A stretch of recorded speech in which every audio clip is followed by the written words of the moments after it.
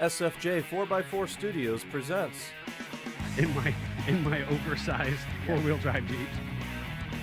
a Jeep podcast starring industry experts.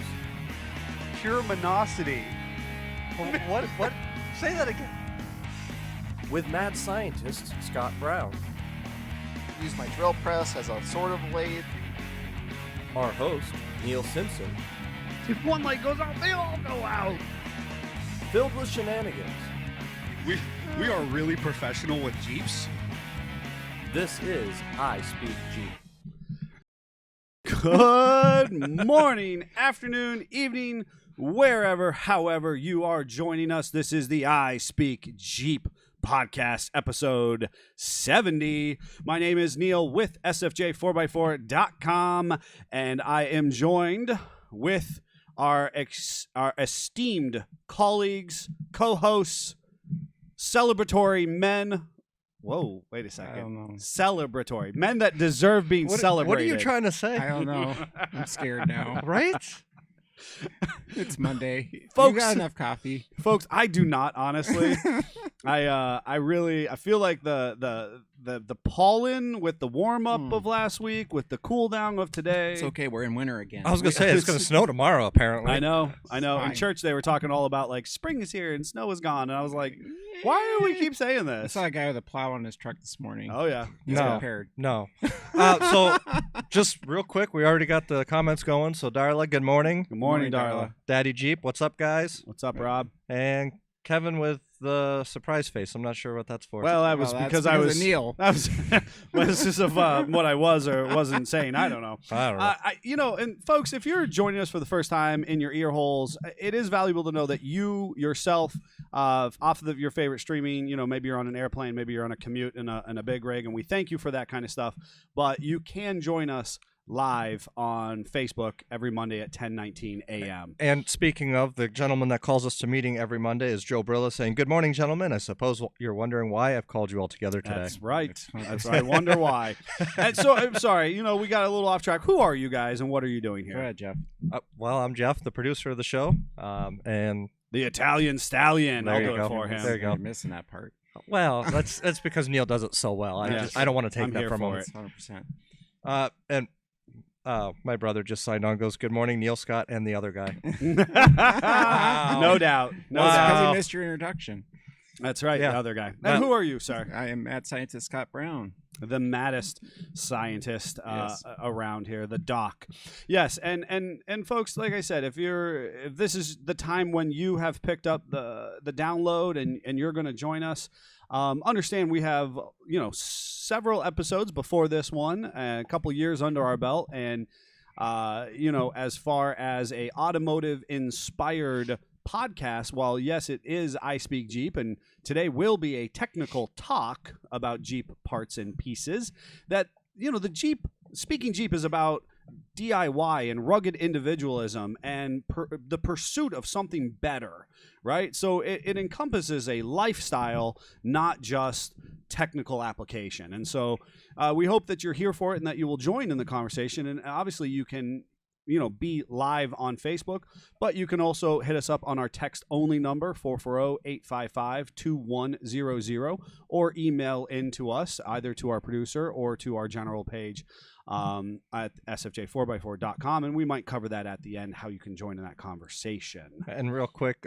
Brad Davis is saying, good morning, fellas. Happy Monday. Morning, Brad. And Colleen is also saying good morning. Hey, Colleen. Good morning. And we appreciate every single one of you for joining us, whether it be on the live or as a supporter on our downloads. And this is one of the fastest growing automotive inspired podcasts in the industry. So that's And- very cool. And Dale's saying good morning and welcome back. Hey, Dale. Yeah, welcome back. We had a little hiatus, and so it's been a couple weeks since we were on air last, and we've done a couple things. We've worked on a few Jeeps, Yep. and we've built some cool stuff.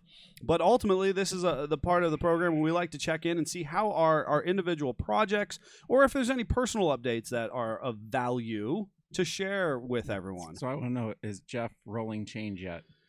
Jeff has been building this camper from scratch, and he had a budget. And then while he decided to do this camping trip with this new toy hauler Yes. inspired build, He decided that's isn't enough. that's not enough. No. That's more. not enough. I need more. So he's going to host this really valuable philanthropic event, charitable cause in Erie in memoriam of his cousin Jason. Yep. Which was a tremendous success. And obviously the Erie music community thanks you for that, I'm sure. And Oh, once yeah. more. What's that? And once more. Yeah, they want a and lot want more. Yep. Yeah, they want more. So very cool event. If you are into the music scene, you'll want to follow some of what Jeffrey's doing with that. And it's not just Erie. It can be, from Cleveland, Buffalo, Pittsburgh, and you're an independent artist. You're gonna be involved in this going forward. Absolutely. So, big event this weekend that happened, but it took you away from your camper build, I think. It should have. It didn't. Oh, okay. I just gave up sleep for a little while there. That's Yeah. overrated sometimes. That's right. That's what I keep telling everybody. But so the camper build, just a quick update. I officially have a license plate for it and on it. Congratulations. All the exterior lights are on it and working That's cool. appropriately. And So we can say it's street legal. it is DOT legal at this point. Outstanding. There are some additional things interior wise for power that I'm working on. Have more wiring to get all the interior lights, switches, and the vent fans all wired in. Started insulating the inside already. We had that nice rainstorm last night. I sat in the camper and worked on it so that I could A, work on it, and B, make sure that there was no leaks. Sure. It is dry. Nice. Good. And additionally, we added a window because holy cow, it was hot yesterday, and we literally were trying to work inside the camper on some things. And my wife looks stifling. at me and goes, "You're putting a window in right now." I'm like, "But I don't want to do a window right now." She's like, "We can't breathe in here. You're putting a window in." I'm like, Right. okay. Right. So- Gotta get that ventilation. So That's we got valuable one with of the three campers. windows in that we were going to put in. Cool. So Good for you guys. So for everybody following along, when is the projected completion and or maiden voyage? May 4th. May the 4th be with you. Yeah, Star Wars Jeffrey. Day. Yeah. So you're a little over 2 weeks out. Don't remind me. Okay. But And- honestly, I and feel where- a lot better about it now than I did a week ago. For sure. Are you gonna buy like a bottle of bubbly to smash over the tongue of the trailer at all, or I should. you should? I should. We should send Davey out there and video it. Get a picture of it. Yeah. That would I- be interesting. I think I gotta need have- Scott there too because he helped with so much of the metal work at the You gotta beginning. have like a name on it then, though. Well, Like, anytime you so christen something, it has to have a Be- name. because it was originally called the Dutchman Classic Uh-huh. and it was full of holes and rotting. We actually already dubbed it the Flying Dutchman from Pirates of the Caribbean. Oh, that is so cool. So I do have to get some vinyl graphic onto it eventually to I know- have that on I know there. a guy. we know a company What- who can yeah. do some vinyl, So right? I want to do that, and I want to put Stop Blowing Holes in My Ship on there. Yes. Ah, as Oh, you that's should. fantastic. So That is fantastic. Congratulations for that, and finally getting plated. I know that's a good feeling. it's great. So, a lot easier than I thought it was to Let's do. bring you down though. So where are we at on the budget? Have we stopped? Have we stopped counting, looking, thinking? No, I've been still tracking it. Kristen doesn't really want to know where we're at, so Yeah, hopefully that's she's not fair. listening. If she is, plug your ears.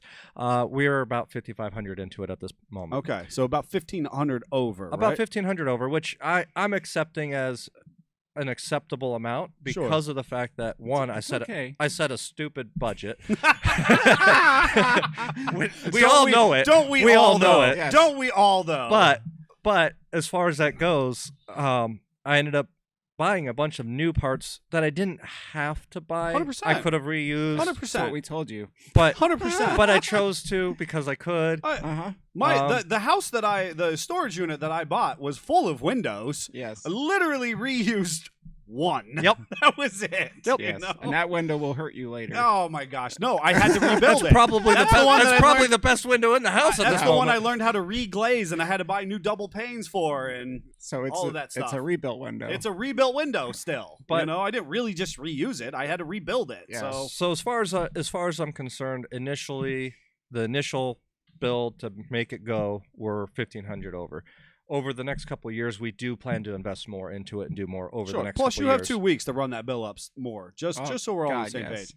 Don't shake your head. You shook your head at us when you were like, "I'm going to do this for $4,000." You should see the garage full of supplies. I That's think I'm awesome. covered. That's I awesome. heard that before. Yeah, me too. So I know. So Scott, what So let's see. Trying to think over that 2-week period. you did a lot of metal work. What? Well, I'm going to steal a little bit of your thunder. That's fine. And just indicate that one of the things that business wise I'm proud of, and it ties into your growth independently, Mhm. which I think is cool about this business. The SFJ 4x4 difference, which if you've seen any of our social media recently, we're really emphasizing that it's not what we do, but how we do it, right? And ultimately, the people that are part of this company that set us apart from what it is that is, the automotive industry. And the idea that both of you have endeavored into things that you weren't already doing, right? These were new escapades. And for you taught yourself a skill of metalworking, I had to. right? And then you've gone forward and you've invested in equipment, and I had to. right? And But you say you had but to. you didn't have to, right? And that's the thing. We accept that You stuff. chose to. Yeah. And these types of conversations, I'm gonna stop and do a hard plug on this week. We're releasing our other podcast, our sister podcast called The American Hustle, and it will be live on your favorite streaming platform. I encourage you to go over there and check that out. It's a organic conversation between Jeffrey and I about the things that set us apart as individuals who are in the pursuit of success and integrity, and just whether it be entrepreneurship, social empowerment, or just in general bettering ourselves and our community. And that's what the American Hustle is about. Commiseration. So it's gonna release on 4/19. Yep. At 4:19 a.m. Hey, Eastern time. of course you are. so this is your official invitation to check that out. But so when I hear you say you had to, you didn't have to. That's what makes us different. Hey, wait. What's the title of that so they know what to look for? What's that? The other podcast. The American Hustle. Okay. All I right. said that a couple times. Yeah, that's right. Darn it, That's Dave. Darn it, Jeff. ADD. I don't know. Yeah, of course. So you didn't have to, but we are now taking advantage of it. And we actually, in this period of hiatus, since our Jeep family has not been live with us, we've moved a tub over there to work on it as well. The M38 tub is keeping the 36 company. Yeah, so these two classic vintage vehicles Nestled together. in your shop. Yep. And I have done the seat back mod on the M38 now. Which on is both so sides. cool. And what that is, folks, if you're familiar with the vintage, I'm going to do air quote small we bodies. keep saying people were smaller then, but I don't know if they actually were, or they just wedged themselves in there. I don't know, because I've never really had. I mean, I'm a really big dude, and I jump in behind a Willys. Bet you want to.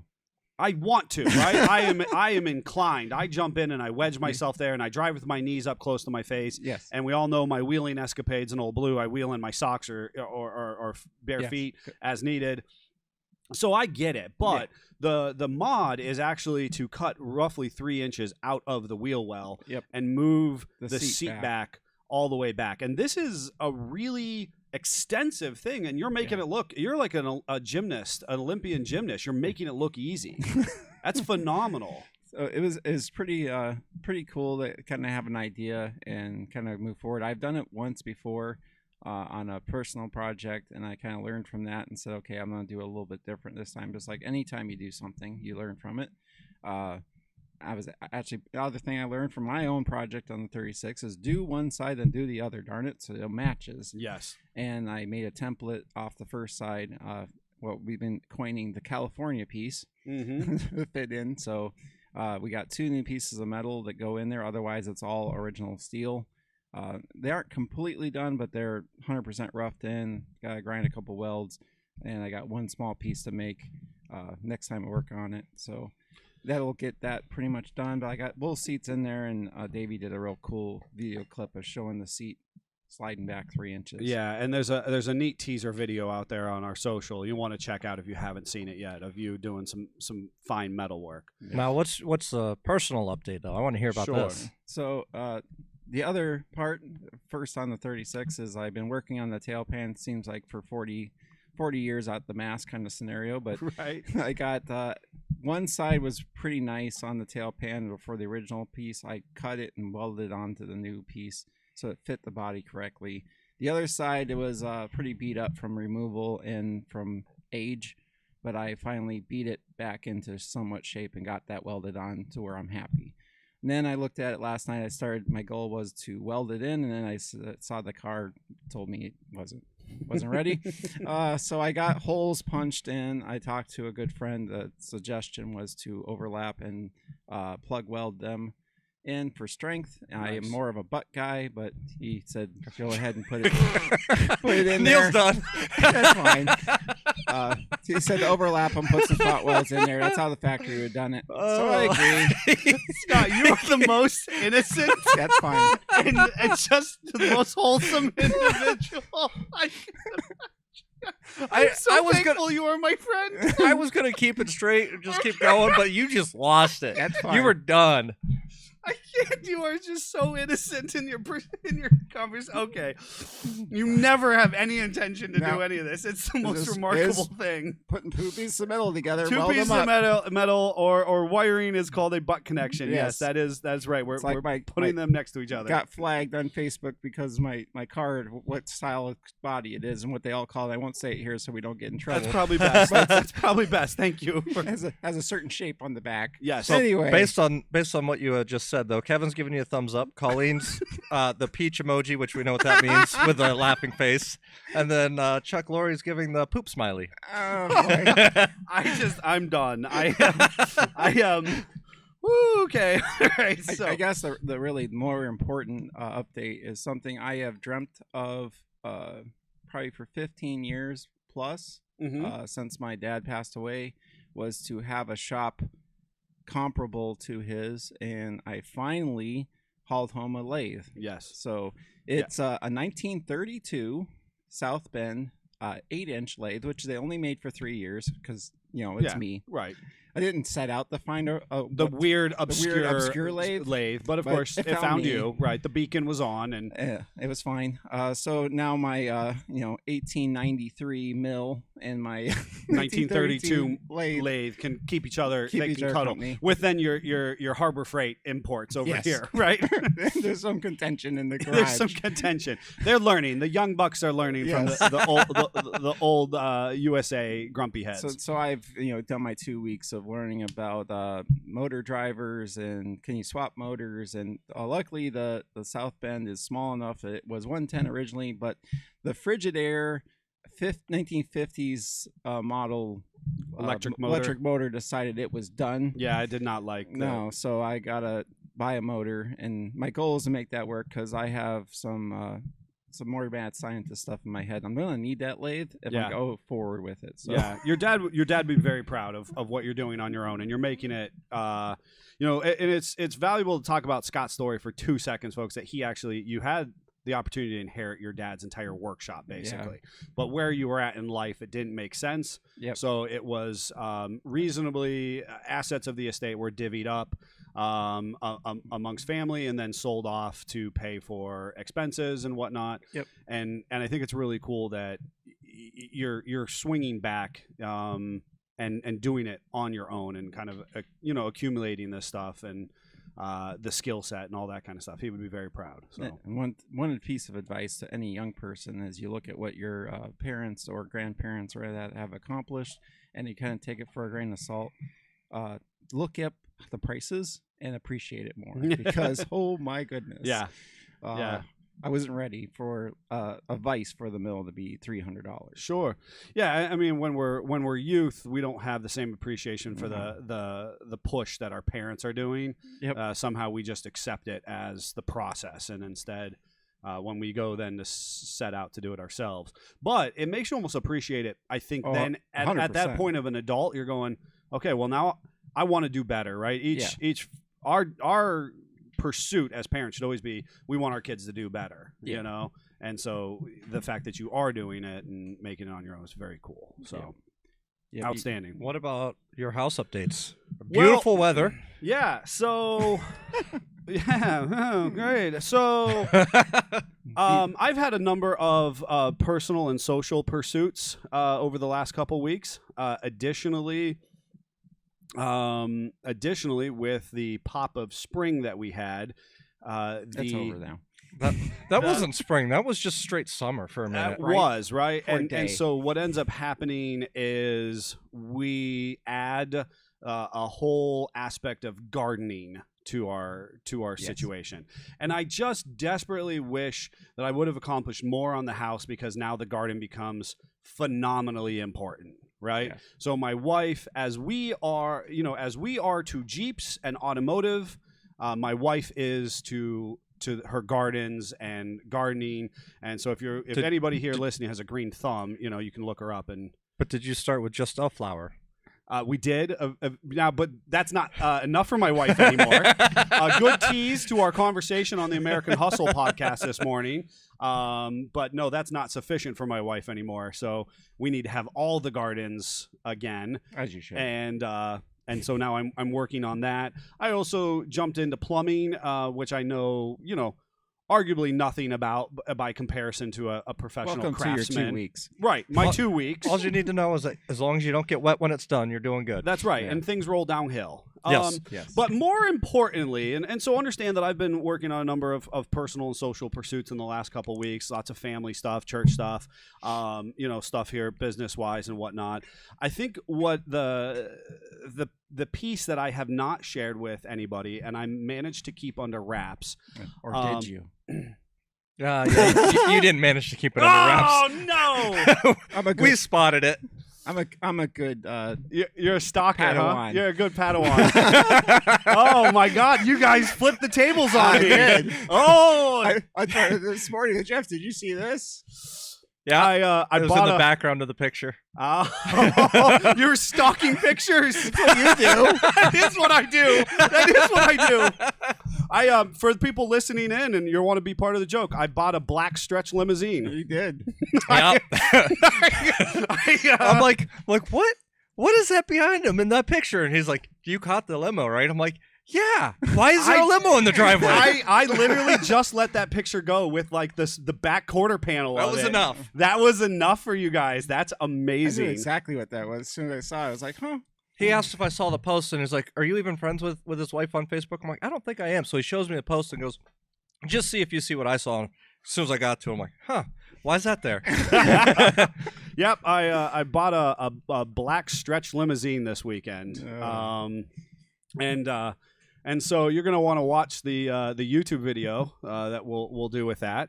And I also think it's gonna make a heck of a shuttle vehicle. So when somebody comes in for Oh boy. a daytime service, Oh, my goodness. we are going to shuttle them down. Jeff has the hat. Jeff has the hat, and we're gonna take them down to. Wow. You bring your Jeep in to drop it off, and maybe it's an oil change, maybe it's a quick 3-4 hour The install. SFJ experience. Yep, Yes. the SFJ experience. We're gonna shuttle you in your black limousine, Oh, my goodness. right? Joe Brillo's asking if you're doing a Bobby Layton build.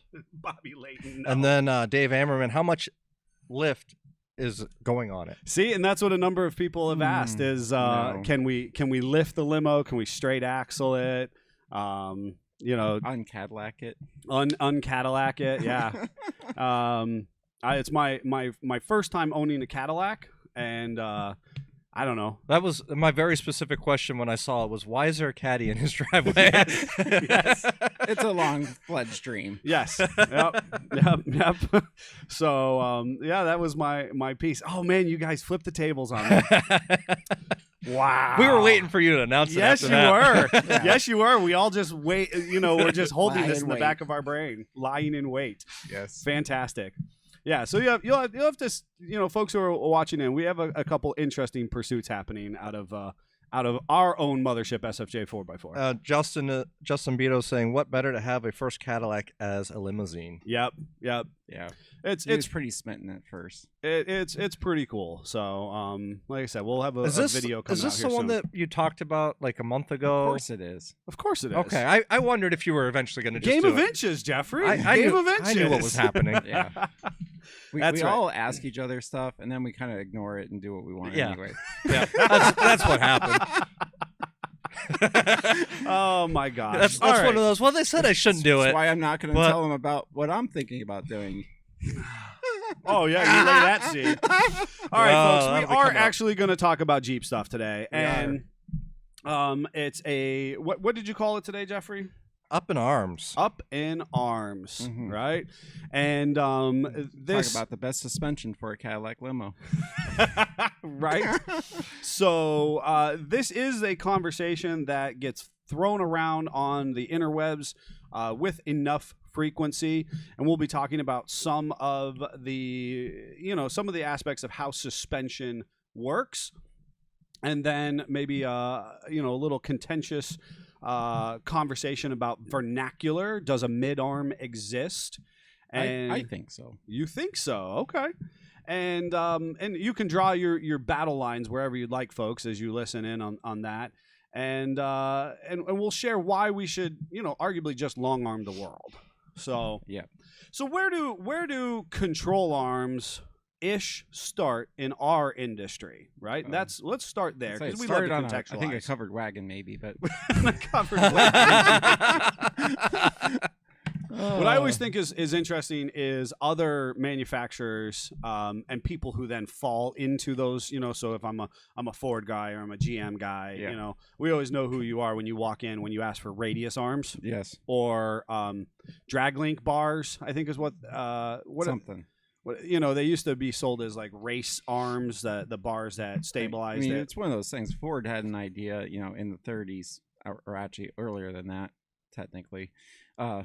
With my car has a wishbone, which in all sense and purpose is a radius arm, and all they do is just keep recycling that idea on and on and on, all the way into present day Super Duties. Sure. Are I think still that way, for some reason. It's Ford.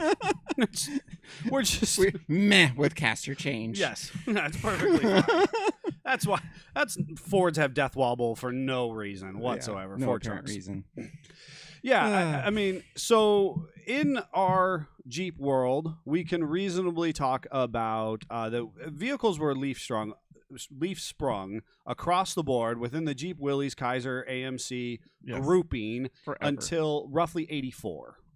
Yes. Right? We can comfortably or And then confidently they only say halfway changed. correct. Correct. So Your wife Amy just joined on. Said good morning, guys. Good morning, hey, Amy. So as far as a control arm, right? And we'll set the stage a little bit. That most people who have your JLs, your JTs, XJs, TJs, ZJs, MJs, Dub Js. I'm trying to think if there's anybody I have neglected in this ZJ? process. I did. Okay. You have it is the bar that attaches the axle to the unibody or frame structure of the vehicle. Yep. And in our industry, we typically on our Jeeps, if you have a JL, a JK, a JT, TJ, all of those folks, all of our front original equipment suspension is a 4-link setup. Yep. Okay, it's what we refer to as a 4-link. Yep. If you were, and this makes my head hurt, but if you were to all of a sudden talk to a dirt track racer, they would call our suspension a 5-link. Yeah. And I'm not saying all dirt track racers, but if somebody says, "Oh, well, no, that's actually a 5-link," you're like, oh, "Okay, you know what? We're Because both of the track right bar. because of the track bar." Daddy okay? Jeep also just chimed in. Said my YJ has links. Your As it YJ should. does have links. The only thing YJ about your Jeep is the grill. Well, come on. So as far as our control arm setup, we commonly in our industry call it a 4-link setup. Yep. And this was first released on the XJ Yep. in 1984. Yep. Now, I wonder, and I don't know, but I wonder where they pulled that design from. I don't remember if the Eagle has that going on. Nope. Because I don't think they do, No, right? they're independent front. That's right. They with are. leaves in the rear. That's right. Yep. So I would love to know at that engineering level, Well, that don't board. forget the no. was so strategic in building the XJ, and they're done again. For those of you who are all listening in and you just can't see our reaction, I can only imagine that your head just snapped back, your face, your hand is in your head now. Yes, Scott did that. I'm gonna challenge Neil because he loves his accents to go ahead and say that better. No, I'm gonna work it in at some point in time. That's fine. I'm gonna work it in. Okay. I just think it's funny that concept was introduced in '84, and then we ran with it pretty much unchanged all the way to 06. 100%, right? I mean, for all intents and purpose, unchanged. It worked so well, we just copied it and put it in the back of the TJ. Exactly, exactly. That is the most fascinating thing, is that it's released under the XJ. It is then used under the MJ in the front. Yep. And if you're unaware, folks, it is those 4 control arms, 2 upper, 2 lower, and they attach and they allow the coil spring suspension to assist in carrying the load over the axle. So previously you had leaf springs. Yep. And leaf springs would control the axle, and so basically the only thing you had to have connecting the axle was the leaf springs. Yep. Sway bars and track bars were tried on YJs in the 90s. Yep. However, they're not actually required. No. They're a comfort piece. Sort of. Yeah, honestly, they actually did more damage than good Leaf on your springs YJ. like to move straight up and down with all intents and purposes, and links like to move in an arc. Correct. So it was not a good match right from the get-go. It was not a great match, no doubt. But honestly, the combination of leaf springs in the rear of the vehicle and a coil sprung suspension with a 4-link in the front of the vehicle, very planted, actually gives a very confidence inspired ride quality. Yep. And we see that good cargo capacity and a huge cargo capacity. We actually see that carried all the way through into the early 2000s. Yep. For full size trucks even, because it just flat out works. I'm gonna let down a secret too. If you go back and you look at any of those vehicles, the control arms are flat, and all the other suspension geometry is as flat as can be. Sure. And they did that on purpose. And then we go along and we lift everything up and we don't address that. Now it's giveth and taketh, but I don't personally like drop brackets to lower those down. I like lengthening out the arm, which also then makes that at less of an angle. Correct. Gives us wheelbase and kind of takes the extreme nature of that angle out of the equation some. Yep. So starting in the 80s, running through on the XJ, then the MJ, then eventually released onto the ZJ, were these control arms. And we typically refer to them as short arms. Yes. All of the arms, which those then are almost the identical arms that are released on the TJ, which is what you were alluding to before, in 97. Literally it just worked so well that by that time, with Chrysler's ownership and influence from Renault, that Scott did it better.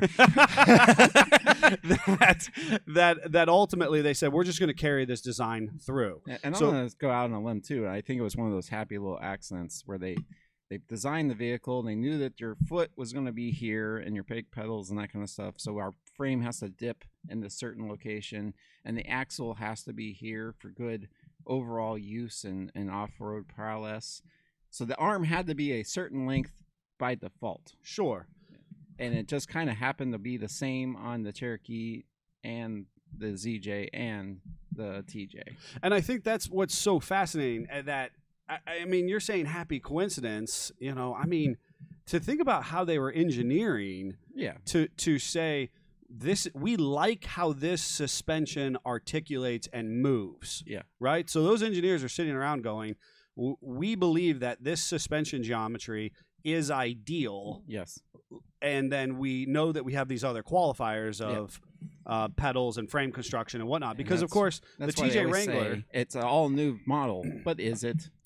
and I love it. And the TJ Wrangler is a full framed vehicle, Yes. whereas the Cherokees, the MJs, and the ZJs up until that moment were unibody construction. Yep. Right. So these are apples and oranges, literally. Yes. Right. But they have the same lower and upper control arms. But they have the same upper and lower control arms. They have similar wheel widths out of the track width of the vehicle. Yep. And so our short arm suspension seems to work, right? It does. It flat out works. And at that time, we really weren't doing a lot of adjustable control arms. No. Right? And so guys and gals were lifting the vehicles. Yep. And they were effectively shortening the wheelbase. Yes. Now, because we know that you need about a bajillion inches of lift to clear big tires on XJs and certainly ZJs. Yes. There was a creative push of how we do that, because ultimately that front axle would basically those arms were little T-Rex arms. When you're 10 inches higher than you used to be. Correct. Yeah, the angles aren't out the window. Angles are gone, right? Yep. Because they're short arms. Yep. So what then starts to happen in the industry is this play on creating a slightly longer lever. Yes. And or fulcrum. And Yes. I'd like to make that argument because one of the catalysts to my own part collecting and my own interest was a prototyped suspension kit made by Skyjacker in the late 90s and early 2000s, which actually was an extension of the unit body. It was a reinforcement frame that lowered it and made them sort of long. That lowered it and made them sort of longer than that short arm. Yep. Right? Which is, then where the argument starts to come in and go, okay, do mid arms exist versus long arms? In that application for a Cherokee at, let's say, circa 2001, it did. Yes. It did. You had short arms, you had mid arms. And that was just and you had long Skyjacker arms. going, we know how to correct this geometry. We need the control arms to be flat again. So let's see what we can do with that. Right. The actual engineered geometry is to flatten that control arm location. Because the flatter that is, the more in the central part of the arc of the suspension movement you are, which is really all we're trying to do here. Exactly. Now, as we elongate the mounting point of that lower control arm specifically, we allow energy transfer from road force and obstacle. So if you're talking about a rock or a log in your off-roading, that road force obstacle now is transferred longer. It's a longer lever, right? We've all experienced where our wrench or ratchet no longer, we can't have enough torque applied out of this short little stubby ratchet, so we get a slightly longer one. Or if you're at home in the driveway doing it, you get a cheater bar and you slide it over the handle of your ratchet. AKA pipe. AKA pipe. Persuasion. Your Jack has one on it. It's great. Yes. We've all been there. We have all been there, right? And so you elongate how we apply force one way or the other. And that ultimately is at the root or the core of long arm suspension. Yes, right? and the less it needs to move to, and shorter it is, the more it has to move. But the longer it is, the less movement it needs for just general drive on the road. But it also gets you that side effect of a lot of articulation, a lot of drop, and a lot of up, which is what made all those Jeeps wheel so well. Right, as they started to long arm them. The as far as that era of mid arm that conversation is concerned, that was kind of a done and gone situation, right? Yeah. Those arms reasonably that were available then were just a few inches longer. They had lowered these brackets on the unibodies. It was an interesting idea. It was short lived because long arms came out in the early 2000s immediately and dominated the market. Yep. Okay. And for those that don't know, that means that for Cherokees and MJs and stuff, we're talking about basically a transmission cross member becomes an attachment point for your lower control arms. Mm-hmm. And that goes like, and we're adding what, 1.5 feet At least. at least. Yes. On the TJ, it became the whole belly pan. We did both sides off the same piece. Yep. For a long time, and that has been recycled and upchurched or changed 15 different ways, and there's better ways than others. Correct. But that's a general consensus. Correct. So we're pretty far into the rabbit hole of control arm production and technology, right? Yep. So we all know the flatness and the short throw of the short arms. Now, one of the questions that I'm always kind of, faced with, people say, well, if long arm is so much more ideal, why did my Jeep ever come with these, the OE arms? And this is where I argue they kind of did do that with the JK, because the control arm got longer. They started with the WJ. That was a proof of concept. Right. They also wanted it to be that Cadillac Ushy ride, so they made really big bushings and stuff. So, well, even on the JLJT, they're calling it a mid arm. Yeah, I'd say that started with the JK personally, because you compare that length to what we came from, it's a lot longer. Yeah. I think they still had some engineering restraints. They couldn't go all the way back, but I think that's why you saw long arms were like a buzzword every 15 seconds with TJs, and then with JKs it was kind of like, what happened? Mm-hmm. It's because you had a longer control arm right from the get-go. It allowed it, and you didn't need 10 inches of lift anymore to put big tires on, so that necessitated not needing to do that immediately. Right. And I think that exactly as you kind of chronicled it, this idea that long arms, from the TJ, we jump into a 4-link long arm. And we're doing this on the unibody Jeeps, and then we're doing it on the Wrangler in the early 2000s, and we're adding a bunch of leverage, the smoothness of the energy transfer.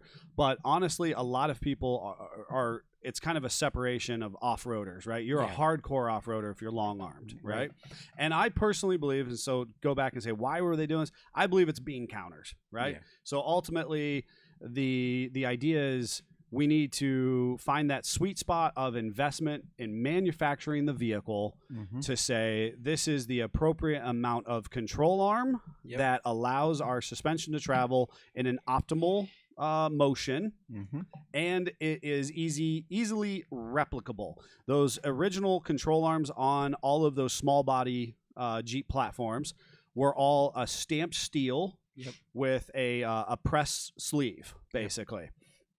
And so you could have a pretty rudimentary manufacturing process making a bajillion of these components, right? Yep.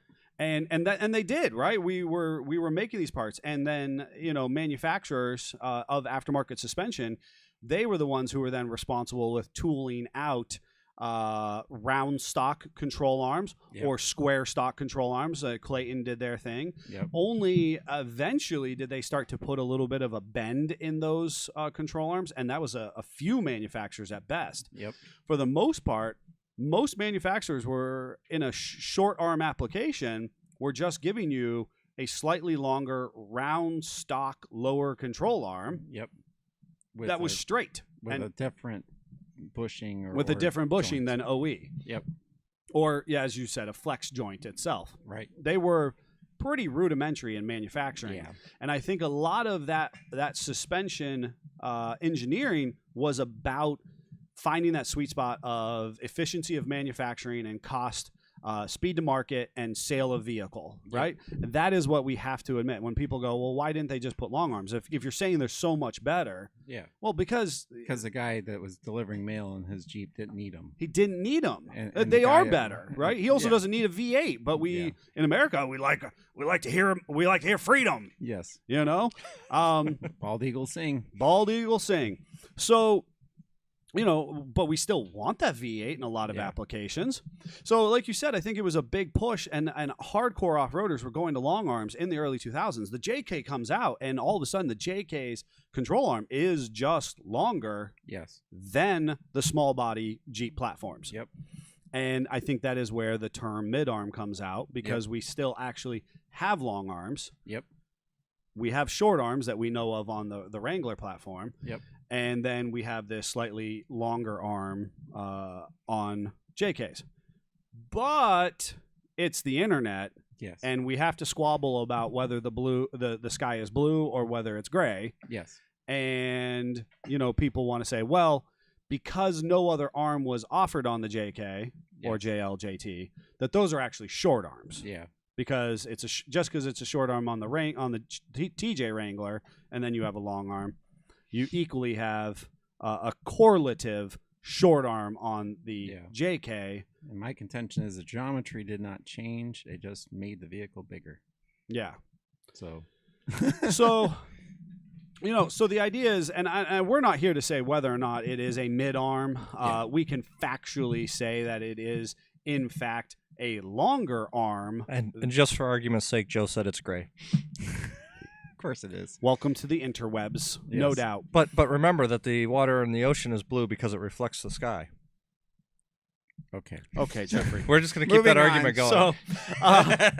So then what ends up happening a little bit is now, again, most of our Jeep owners have a traditional four-link suspension. Again, that's going to say that you have two upper control arms and two lower, and they're basically, you can consider them two per side, one upper, one lower, one upper, one lower, and they're running in a reasonably parallel fashion from the body or frame down to the axle. Yep.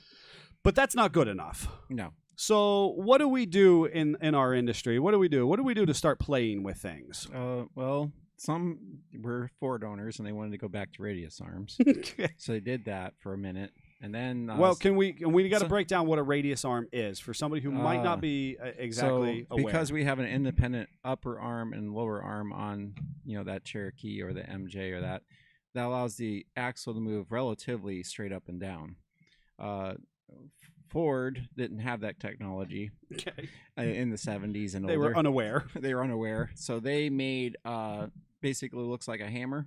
It has one single shaft coming out that goes to the axle in two places, which therefore does allow it to be a control arm, but it makes the axle move in an arc, which makes your caster go from okay to not okay to negative. Right, depending on the travel on the road, right? Which, depending on where you're at in your lift, makes it or breaks it. Correct.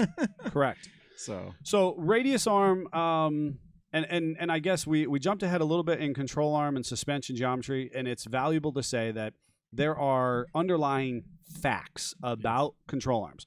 Lower control arms establish wheelbase. Yep. That is a fact. Yep. Upper control arms establish pinion angle. And caster. And in our situation, because of our fixed solid axle front ends, it is a correlative that establishes caster. Yep. So for this argument, we say it's pinion angle and caster. Yep. In playing the game.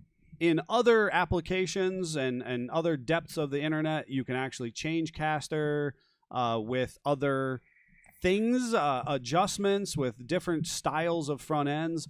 But under our Jeeps, since arguably 1984, and that's you right now. If you have a 2022 or 2023 JL or JT, your lower control arm is wheelbase, your upper control arm is pinion angle and caster. Yep. No ifs, ands, or buts. That's a fact. So we go to radius arm, and instead of having that independent upper arm at the frame rail, we actually bring it down and we connect it to the lower control arm. Yes, because it's simple. Because it's simple. Yep.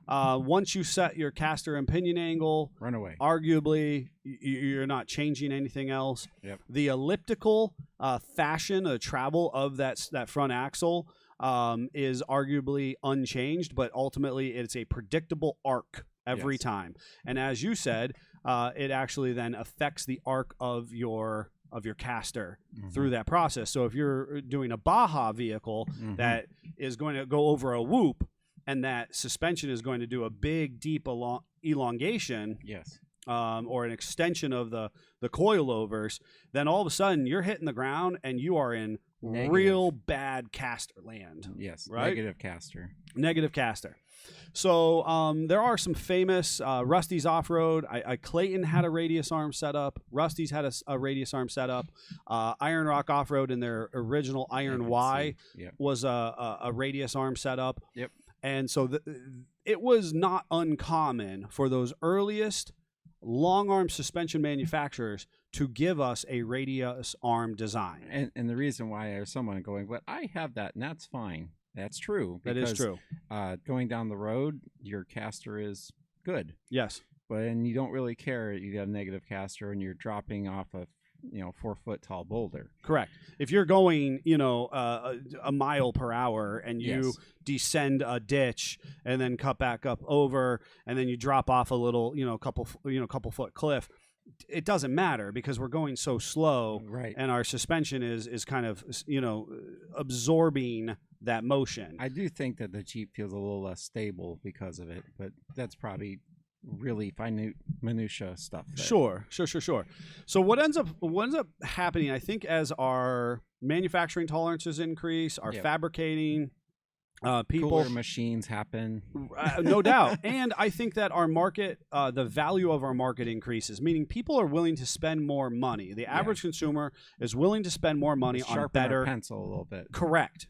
Correct. So we go into full blown. Let's copy what the factory did, but make it long as a long arm. And then someone said, if 4 arms are good, does 3 work better? Does 3 work better? And the internet caught on fire. Yes. Right? And so we're pushing, maybe a decade plus ago, arguably probably even started 15 years ago. And this was such a heated battle of conversation. I know people that built models of suspension trying to understand how this all worked. That is one of your most famous balsa wood model story. And somewhere that gentleman is out there, and we salute you, balsa wood model man, for your services to our industry at your club meeting with your balsa wood model.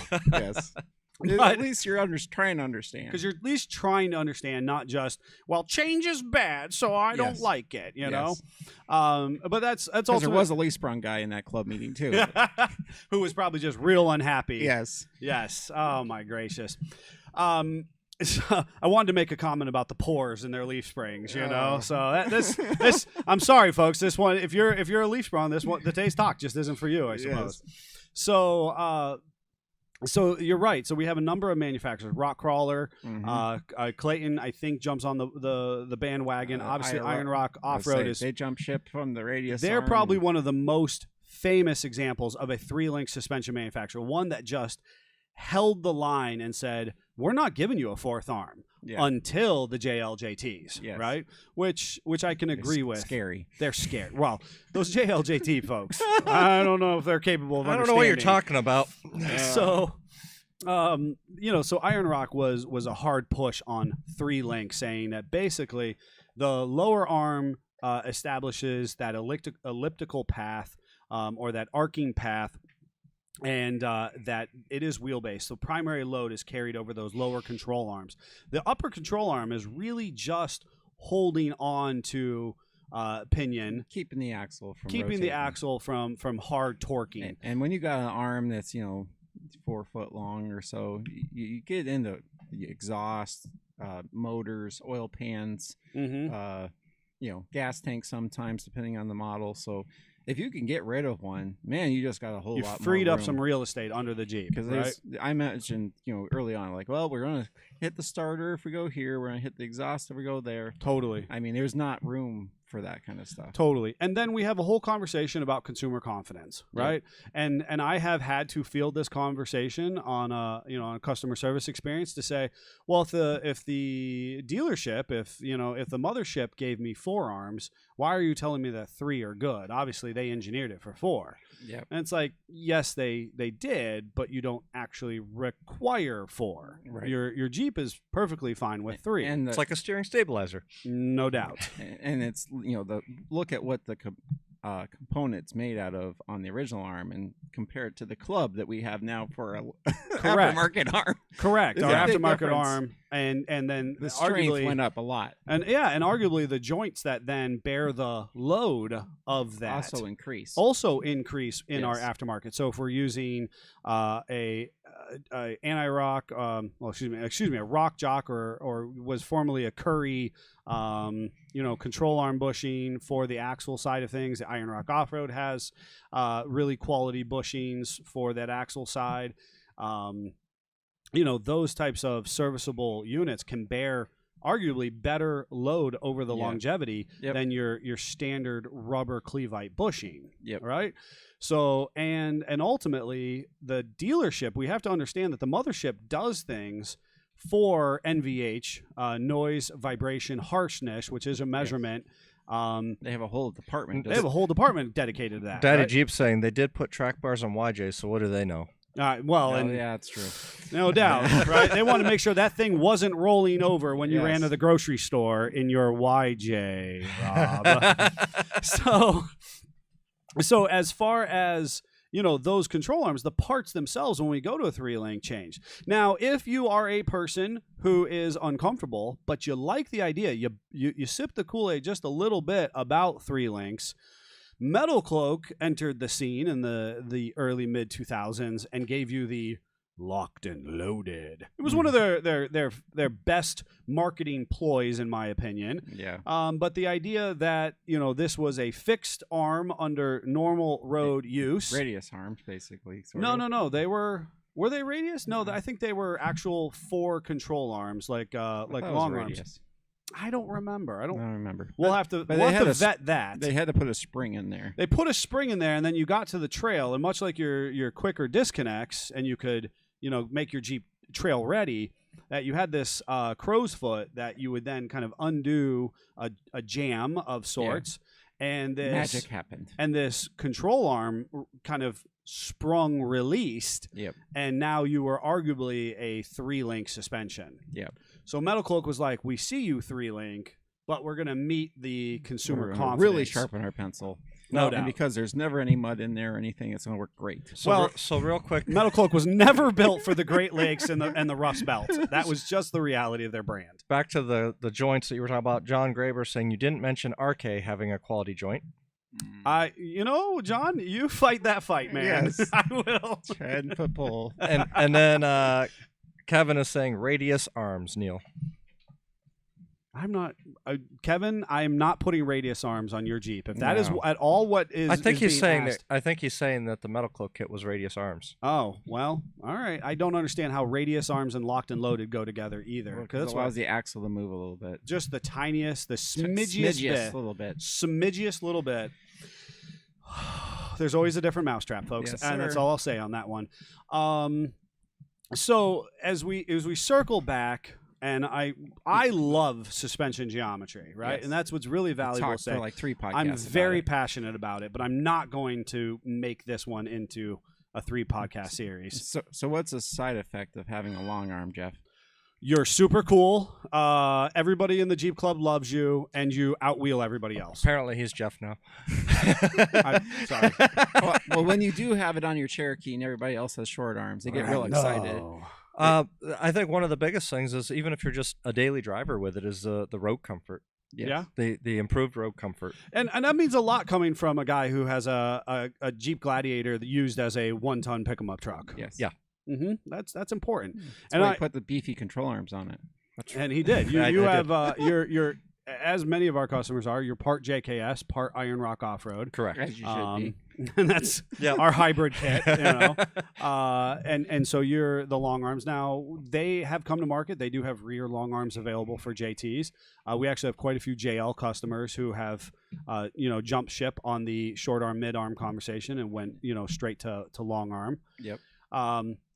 Interestingly enough, that whole conversation, long arms were not that prevalent in the JK market. No. So we have this whole run of 07 to roughly, 16-ish. Yeah. We're almost going back now and dipping our toes in that. Oh yeah, because people are seeing how valuable they are. So basically, a JL person who comes in goes, "Hey, I really like that," and those manufacturers have stepped up to the to the plate and said, "Hey, we're here for you." Yeah. Which a number of them didn't do for the JKs. They were too busy just. Yeah, they're doing it now. They're doing it now, which is interesting, and we're actually in a position where we're retrofitting JKs.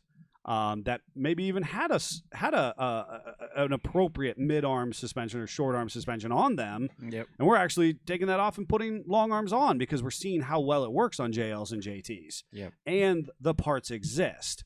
Yep. Which again they didn't 10 years ago for all intents and purposes. Right, exactly. So it's really interesting. Now we can get further down the rabbit hole, and I'll only just do it to briefly mention this because we have talked about short arms and kind of their origination, where the concept of mid-arm comes from, where we actually do have produced mid-arms in the early 2000s as we move towards long-arm production. But then we really, long-arm the world starting in the early 2000s because it just is that much better. It dies off with the JKs, but it comes back with a vengeance in the JLs and JT market, in our opinion. And we are still doing long arms on all of the applications, really, at this point. It is worth mentioning that our standard configuration of either an upper and a lower and an upper and a lower in kind of these parallel geometries is not the only type of suspension there is. You'll hear, as you get into more hardcore off-road enthusiasts, the conversation about triangulated suspension geometry. Yep. And triangles are very, very strong, and they allow for super amounts of travel. Yep. Which is, which really, if you are doing the low and slow game, link. You don't need that fifth link, race car driver. And if you want to basically look at it in its simplest form, look under any 60s Chevelle. Oh boy. In the back. Oh boy. Yep. And so there are a number of different configurations that people have played with. What we can fairly confidently tell you is that the longer the control arm, the better. That's just a good general rule. Triangles are strong. Mm-hmm. So if you have the room to do a traditional triangulated suspension, that's always an advantage over your traditional parallel four-link geometry. The reason why we don't do that from the OE is because the motor takes up lots of room. The motor, and then for you JK, JL, JT owners, you've got gas tanks, you've got battery packs, you've got exhaust that is all... Trumpets on the exhaust. Trumpets on your exhaust that are all very much in the way initially. Mm-hmm. That doesn't mean that we can't adapt and overcome and retrofit your vehicle accordingly. In Rockcrawler's defense, they tried offering a 3-link in the rear of their Jeeps.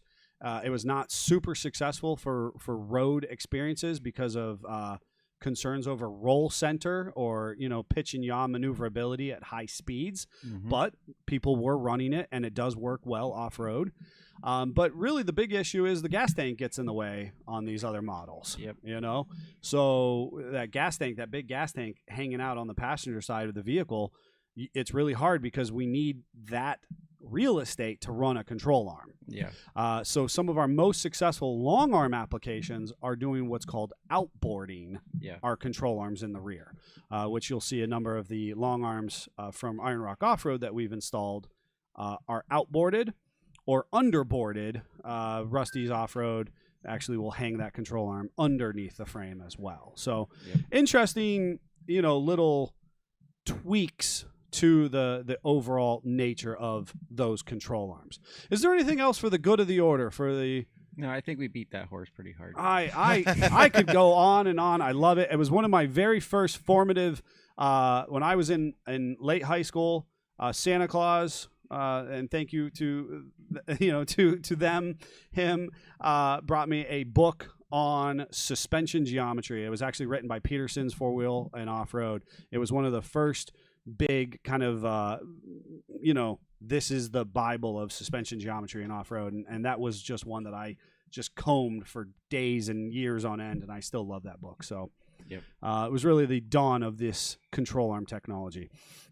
Folks, we're going to take a moment transition to #not sponsored, and we're going to talk about Other stuff. Other stuff, completely unrelated to control arms. And now it's time for our product spotlight. Hashtag not sponsored. Spotlight. Hashtag not sponsored. We can't talk about anti-squats, Kevin. He'll go on for 3 days. And in the transition, there was comments on Facebook. If you're listening to us on your commuter on the airplane or whatnot, and that's where Kevin was chiming in. And again, we always encourage you, if you have the moment, if it's a free day for you, jump online, get in the comment section, communicate with us, have fun, talk to other people in there. It's a really fun group. And we're so thankful that all of you are part of it. With hashtag not sponsored, if you have recently been on my social, certainly my Facebook, I believe, not my Insta, but I showcased a roof rack on a Jeep. A mechanic standing on a Jeep. If right? you wondered So what Greg looked like, that's where you're going to find a picture of him. that's where you'll find a picture right now. He's pretty happy up there too. Yeah, in he my was. opinion, right? He had just finished assembling a Rhino rack. Rooftop cargo platform, right? And so Very beefy. very beefy, and with where this crazy expensive camping interest is right now, which you make yourself feel better by calling it overlanding, where that community is. Wow. But you How can do get you there feel, on your Neil? long arms. What's that? And you can get there on your long You arms. can get there on your long arms. Well, how do you think I'm towing the camper I'm building? No doubt. On the long arms.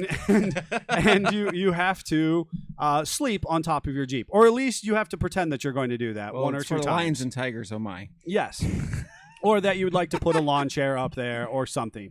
And Makes I'll be perfect honest sense. with you, I am here for it. I have owned nothing shy of at least You put a rack on Three- almost every vehicle he's 3 on. or 4 vehicles. Yeah. Overlanders, I see you. I Yeah. understand He was doing why. it before it was cool. I get it. I understand why expensive camping is really fun. we like just strapping things to Jeeps. No is doubt. what it always come down to. The more that I can So true. precariously, ratchet strap or bungee cord to the top of the Jeep, the happier I am. Yeah. Right. So if you're gonna actually make it like a little professional, so I can like put a piano up there, I'm here for it. Heck yeah. So How are you putting a piano up there? Don't I ask want questions. to we see. can make this happen. I want to see a grand piano on that roof. I rack. own a forklift. Let's do it. Game on, right? So Cargo passes. Wait, even better. We're gonna put a roof rack on the limo and then do it. no. That's It's too soon. too soon. He's Too still soon. enjoying the limo. No doubt. So Parts have to fall off first, then he'll think about it. So here we go. No, that's when we're gonna start putting off-roading together- We're putting together a Rhino rack rooftop platform, and what's really cool about it is there are a number of manufacturers. Honestly, the market is currently saturated, but a number of manufacturers have tried roof racks and exoskeletons for years now. Daddy They've Jeep's also got some tried- pianos for us. I'm sure he does. They've also tried what we'll refer to as backbones, and basically this idea that you create extensions or metal supports inside the fiberglass top, Yep. and then bolt through the top. Now, years ago, I've always been very leery of this. Again, That's why he had one that went like an exo cage around his YJ. I did have an exo cage around my YJ. Yeah. And again, we weren't really doing this with our hard tops years ago. Yes. Now, again, starting in the JK market, I'm always thought it was amazing how many JK owners came to us and was like, hey, can you drill through this top for me? And I'm thinking, oh God, it sent me into panic. At Yeah. this point in time, we absolutely will. It's perfectly fine. We have typically very good success. The biggest issue is maintenance of the drill hole locations themselves to try and keep them watertight. And that becomes maintenance, not a concern initially, right? Speaking of different racks, Joe was saying I use the Gobi rack as a camera platform. And that's 100% the nature of the install we were doing is that customer had had kind of thought that they might want to use it as a camera platform, as a hey, I'm at a group gathering and I want to be able to see over. I don't have to be at the front of the crowd, right? And in this situation of choosing the Rhino rack, we've looked at Gobi. And Gobi is a phenomenal manufacturer. They're here in the States. The biggest challenge with Gobi is everything they do is made to order. Yeah, but apparently Joe's saying, and unofficially, a Gobi rack will work as a roll cage, as he's seen it done. Oh, Joe, not on his. I can say that confidently. Yet. Right? Yet. Gobi has just a very long lead time. And so if you are planning on a cage, I do recommend that you check them out. They've got a cool product line, but you need to have a couple months that you're willing to wait for this product. We looked at a number of other manufacturers. Another one is LOD. They have a really quality rack in their Destroyer series of products. Both Gobi and LOD are good quality USA manufacturers. You then have a number of other companies offering up kind of this exo cage. Many other of them are actually import manufacturers, so that steel is going to be a little thinner, more prone to corrosion. There are definitely some challenges with those. Other things you want to take into consideration are, how if you're trying to park this in a garage or access it, or load and weight that you're looking to put up there, both static and in movement. But you know what our hashtag not sponsored? It's not actually about racks. No, it's how you get there. It's how you get there. If you're not Greg and just can climb like a monkey. Well, now it's also hidden off camera, so maybe you want to reach back and grab it. Oh, that's got some beef to it. As it should. So on camera right now is a product by Body Armor, which is a product of TWG branding, which actually stands for the Wheel Group, but they do own Body Armor. Body Armor itself does have a roof rack available, but it is more on that import line of quality, and also it's kind of got a big footprint. So we went with the Rhino Rack, which has this very sleek footprint, but we want to be able to access it. Yep. And currently, these specific hinge steps that I'm holding in my hand, that I am showing the camera, if those people, who are watching at home can see. If you're listening in, these are steps that bolt directly to the hinges of your Jeep doors. Yep. And these are available for JK, JL, and JT. And they have a 350-pound load limit.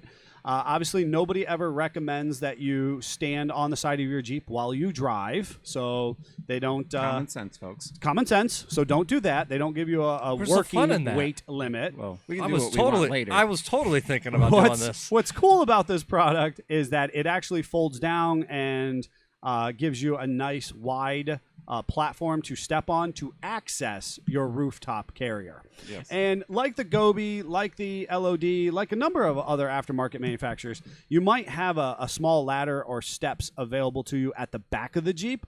But what's cool about this is that they go on the doors. If you're a 4-door or a 2-door, they go on, towards the front of the rack. So if you're trying to access the front portion of your rack, you can kind of conveniently stand on your rocker guard or your running board, fold this down, stand on it, and access the top of your roof. Yep. Also, if you're potentially just a little vertically challenged, this might help you, pull your top back. Mm-hmm. And so it's not just for somebody who has a roof rack on top of their Jeep. It's just if you want to stand on your Jeep. It's just if you want to stand on the outside of your Jeep kind of comfortably. The roof rack's convenient extra handle to hold on to while you're driving down the road, true. though. Darla said that would make a great video. Jeffrey. So that product is one of the leading ones. It originally, I think, is interesting. This specific product we saw released by a company called Cargo Master. They're no longer a relevant brand as far as concerned. I thought it was funny. I remember when Body Armor was first released years ago, and I'm glad to see they're still just grinding out and making quality products. To my knowledge, this is one of the very few manufacturers who have these steps available, and we've certainly sold quite a few of them. They're very interesting, and I think they are very relevant to our JK and up market. Cool product and pretty affordable, under $100. And they've got, they seem to last, as far as their coating and whatnot is concerned. It's definitely one that I dig so far for our customers who are interested in that kind of stuff. All right, folks, we have talked tech today. Lots of Jeep stuff, lots of really interesting things happening around SFJ. We've got a wild number of projects happening. You can follow those on the live updates, the Tech Tuesday updates. There are definitely some interesting and fun YouTube videos coming out. while we don't make a habit of selling any whole vehicles, that's not what we're here for as a company. We do have a super nice car dolly, like incredibly quality, expensive car dolly. Nicest car dolly I've ever seen in my life. No doubt. And my dad had a fetish for car dollies for 5 minutes. One of our customers He's is talking about fetishes and cars again. I'm just I wanted to hold it together. I did. I wanted to close strong and not be distracted. And then there we were. So one of our customers is selling his car dolly. It is here. You could take a look at it if you're passing through, if you're stopping in to get a retail product. Definitely check it out. We do have another customer. She's looking to move a really decent two-door JK. So if you're in the market for something like that, we're looking to help out our customer base in that capacity. Cool stuff happening here. Stop in, check out some of our projects. If you're scheduled for service, we are getting to that point, folks, where we are pushing the 5 to 7 week mark. So we are officially there. We are booking in and close to summer. So if you're thinking about getting in and on our rotation. no, Joe. It's not an inflatable dolly. Oh, what is happening here, He's asking folks? for a friend. Joe, you can let your friend know that it's not inflatable. Wowzers. Folks, we had, like usual, had a great time with you. We hope that this was valuable and a good conversation. You can join in the conversation, obviously here live on Facebook, or you can jump into our text-only number, 440-855-2100. Again, that's 440-855-2100. Or you can always email our producer, Jeff C., Jeffc, at sfj4x4.com. We've had a blast. We'll be back next week. Email me your stories of how you got into Jeeping. We want to talk about that coming up. We are going to be So talking send me about your that. story about why you got a Jeep. What started it? Without further ado, we got plenty happening here in the shop, folks. Jeep on. Keep on. Jeep on.